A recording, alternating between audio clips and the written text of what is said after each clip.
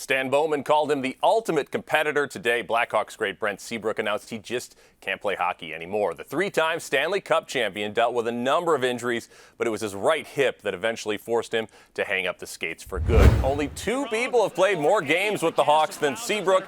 That would be Stan Mikita and the guy he calls his best friend, Duncan Keith.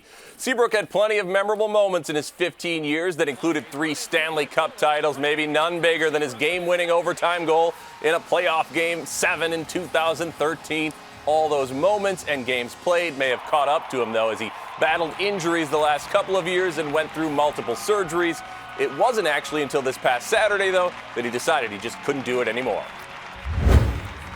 You know, I told my body to screw off for 15 years, and it finally turned around and said, well, I'm not going to do it anymore. So I'm incredibly proud of my career. I got to play with a tremendous group of players for the best organization in sports. When I first got here, we weren't the Blackhawks you see now or through the early part of the decades. It was fun to be a part of that group that brought this franchise back up to the top. And, you know, I wouldn't change anything. He was in pain for a while, but not saying anything about it. You'd see him block shots and he could barely walk. And we say, we got to get that x-rayed. And he would say, no, I'm fine. And that's just how he was wired. He really sacrificed for the team, and he helped us tremendously through the years. Seabrook is not officially retiring. He'll go on long-term injury reserve, and the Hawks will likely be on the hook for the remaining 3 years of his big 8-year deal with a cap hit just under $7 million each year.